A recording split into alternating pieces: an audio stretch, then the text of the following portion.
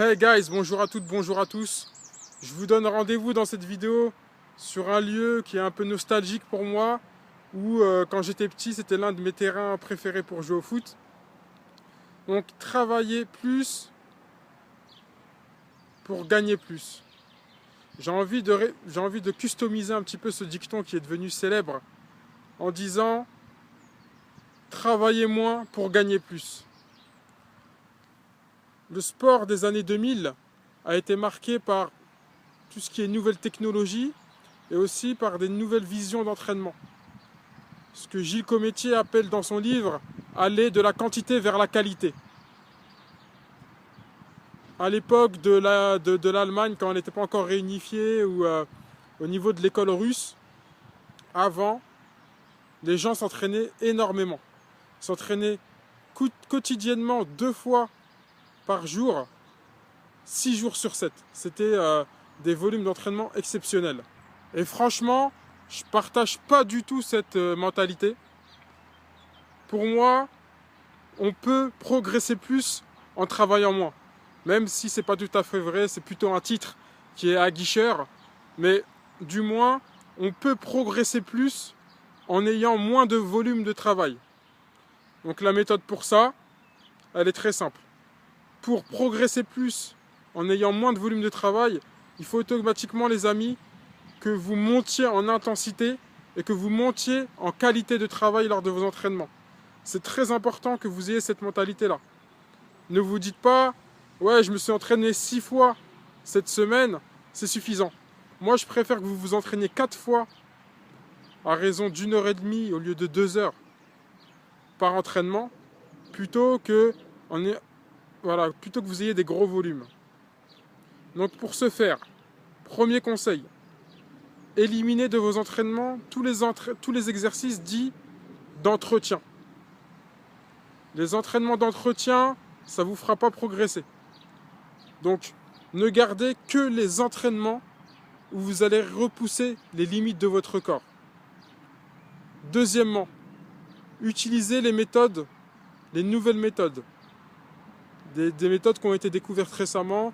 Je suis là aussi dans mon blog pour vous les apporter. À chaque fois que j'ai une nouvelle méthode qui me vient ou que j'en apprends des nouvelles, je vous la fais partager. Donc, utilisez les nouvelles technologies, utilisez les nouvelles méthodes et surtout, montez votre travail en intensité pour que vous ayez à moins travailler. Par exemple, je peux vous citer un entraînement banal d'un champion olympique d'haltérophilie. Les champions olympiques d'haltérophilie, leur entraînement, c'est quoi?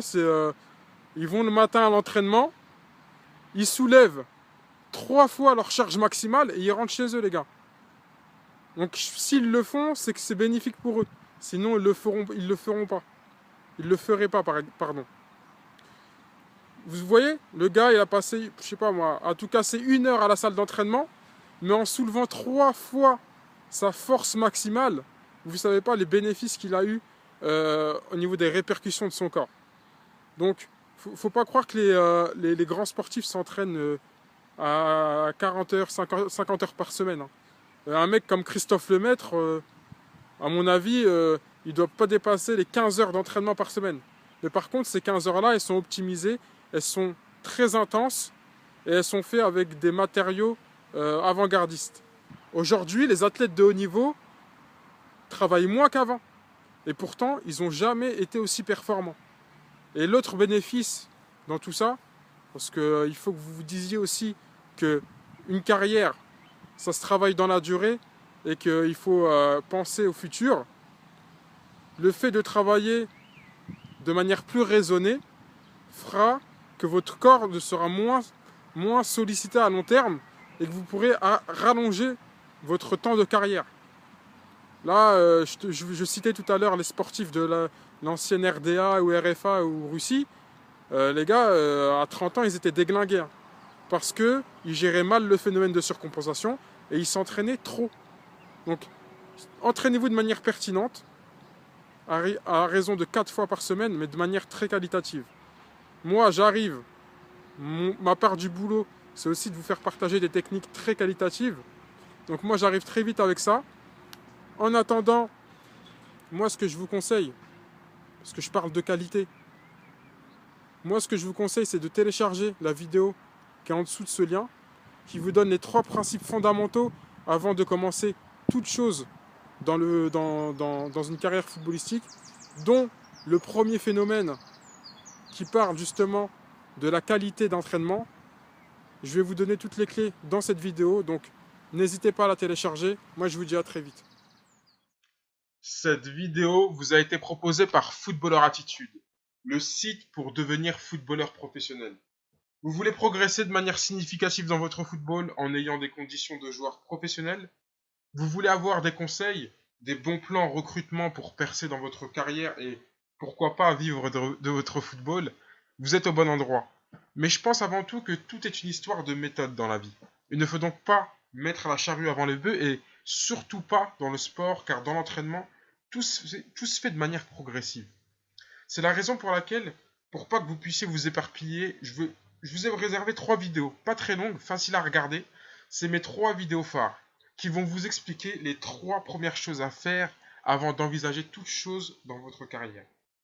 Une fois que vous aurez mis ces choses en place, vous pourrez faire ce que vous voulez. Mais s'il vous plaît, ne faites rien avant d'avoir mis en place ces 3 premières choses. Comme ça, on aura au moins une base solide pour travailler ensemble. Donc cliquez dès maintenant sur le lien ci-dessous ou tout simplement allez dans la rubrique vidéo phare du site www.footballerattitude.com pour découvrir ces 3 principes.